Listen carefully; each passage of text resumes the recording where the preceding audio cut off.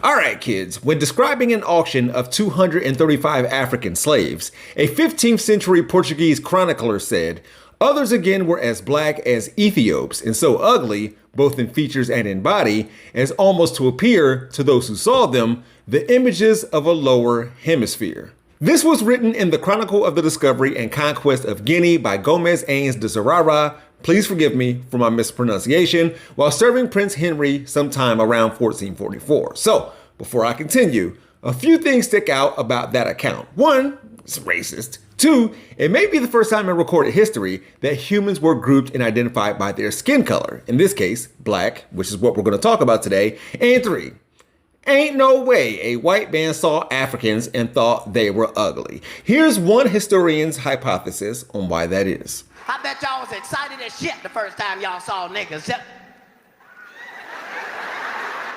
What's that they're carrying on their backs? That's their ass? Let's go! Let's go! That thing may be why Gomes Eanes de Zurara seemed to empathize with those Africans in bondage. Quote, "But what heart could be so hard to not be pierced with piteous feeling to see what company? For some kept their heads low and their faces bathed in tears, looking one upon another. Others stood groaning very dolorously, looking up to the height of heaven, fixing their eyes upon it, crying out loudly, as if asking help of the Father of nature." Some may think that since de Zurara notes to Africans' reactions to having their rights, respect, resources, and relatives ripped away from them, that he might be more sympathetic than he actually was. Well, according to essays in medieval studies, de Zurara and the racialization of non-Christians by Portuguese authors. In context, however, Zurara's views are more complex and challenging to a contemporary understanding. Not despite, but precisely because he considers Africans as fully human and worthy of his sympathy, Zurara advocates for their slavery. Only as slaves can Africans be civilized and Christianized for their material and spiritual benefit, since in the past they were living in perdition of their souls. With that said, is this why I'm black? I mean, I know my parents are black, light-skinned, and they begat me, making me black, one of my favorite things about myself, and I identify as black because in America I can, but who or what begat this social construct? What we're going to focus on today is the label, black. As you're about to see, calling some brown people black and other brown people red makes no sense for a very specific reason. This is not exactly yellow. It's kind of brown. A black person is not exactly black. They're kind of brown. So we're pretty much all different shades of Mexicans. In 1735, Swedish botanist, biologist, physician, and the father of modern taxonomy, Carlos Linnaeus, published the first edition of his most famous work, The Systems of Nature. There, he divided the living world into three kingdoms: animal, plant, and mineral. Linnaeus was the first naturalist to include humans within the animal kingdom. Before that, humans were seen as a separate thing given dominion by God to rule over the animal kingdom. Carlos inserted humans into the same group as mammals and primates. Linnaeus' classification of the human species was divided into four varieties: European white, American reddish, Asian tawny, and African black. Linnaeus' four varieties of human corresponded to the four continents of the world known at that time. He was 28 years old when his first edition dropped, and I bet it hit like damn. To Linnaeus, it was clear that there was one human species which varied in appearance based on their climate and environment inside their DNA. That doesn't make sense here. Linnaeus focused entirely on geography, sharing modern views that skin color is largely a product of an accidental external factor in the first 9 editions of his publication, that per Linnaean.org. So, nothing racist about that? Let's see what he said in the 10th edition. So the American is red and choleric and stands up straight. The European, white, sanguine and muscular. The Asian, sallow, melancholic and stiff. And finally, the African, black, phlegmatic and lazy. So these stereotypes have endured through the ages. Just before that, she said, "This is the foundation of scientific racism. The bedrock of this style of bigotry was made out of sticks and stones. But the mere suggestion of superiority and inferiority hit like a ton of bricks. Johann Blumenbach was a German anthropologist who is still known as the father of racial classifications. In 1795, he established a 5-part naming system to describe what he deemed to be 5 principal varieties of humankind. But one species, race as a categorizing term referring to human beings, was first used in the English language in the late 16th century. Until the 18th century, it had a generalized meaning similar to other classifying terms such as type, sort, or kind. Blumenbach's classification of races, a word that he would use in his later work, but he definitely didn't come up with, were the Caucasian or white race. Blumenbach was the first to use this term for Europeans.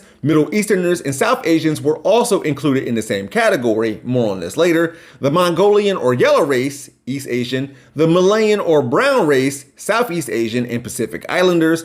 The Ethiopian or black race, including all sub-Saharan Africans, and the American or red race, including all Native Americans.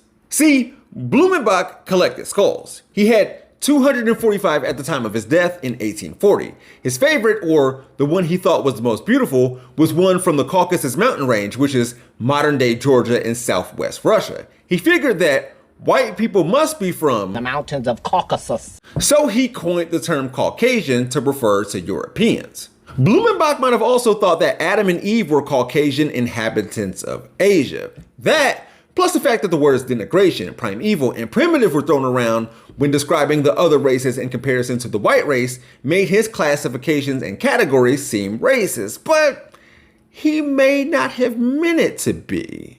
There is no so-called savage nation known under the sun which has so much distinguished itself by such examples of perfectibility and original capacity for scientific culture, and thereby attached itself so closely to the most civilized nations of the earth as the Negro. And suddenly, it doesn't seem so bad to be called a Negro. Good feeling is gone because even though Blumenbach said stuff like this, by the time these United States conducted its first U.S. Census in 1790, an individual's race was determined by census takers called enumerators.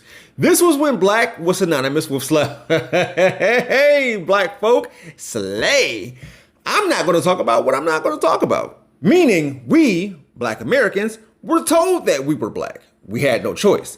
Then there was sliding scales, varying degrees, fractions of blackness, in order for white people to judge the impurity of black people.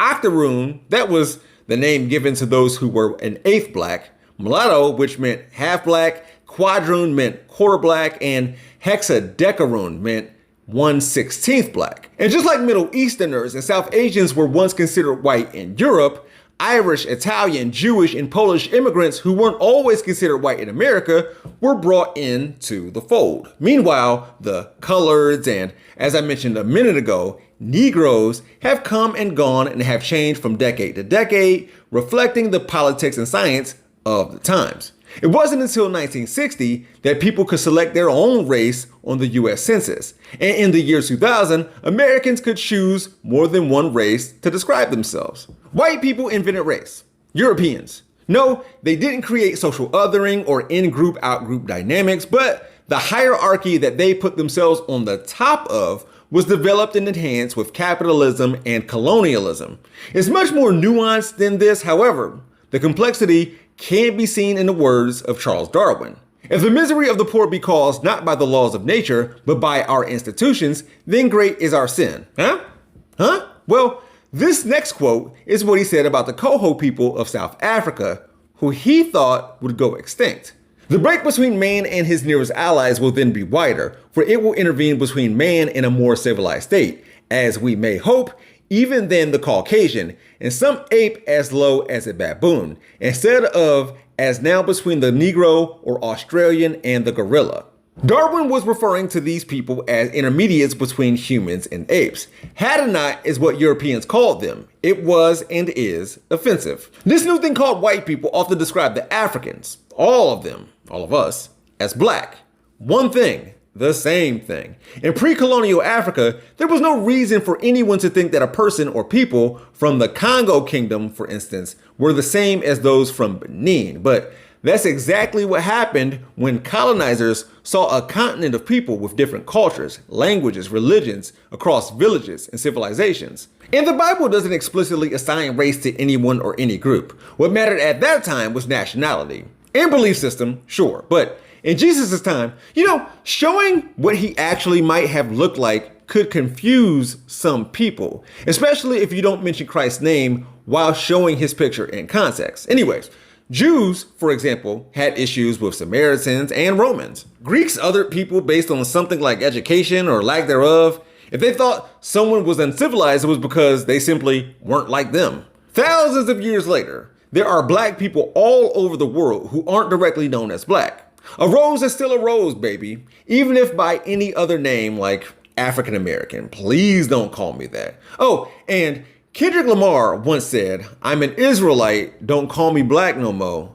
The word is only a color, it ain't facts no mo." And some say they're Hamites, other brothers will claim to be the real Native Americans. They can do as they wish, probably definitely shouldn't, but I'm black. If you can find the color of your skin on these shades of brown, you are not black and you are not white. I'm sick of falling for the same social construct, and I'm sick of it going from generation to generation. Today it stops. We will no longer refer to anyone as black or white. And if you're saying, Wiggins, you already said that these racial classifications make no sense, they were built with sticks and stones, yet your blackness is one of your favorite things about yourself, why would you accept any of this? Because black Americans overcame everything I've said. I wear this term with pride. I'll leave you with this. If Africans in their diaspora were truly inferior, it would be unnecessary to rewrite their history, obfuscate their accomplishments, and work for 400 years to limit their futures. Due to all of this, I know that we're gonna be all right. So white people, please don't feel left out. I have a lot of things in common with white guys. For example, I have an Asian wife.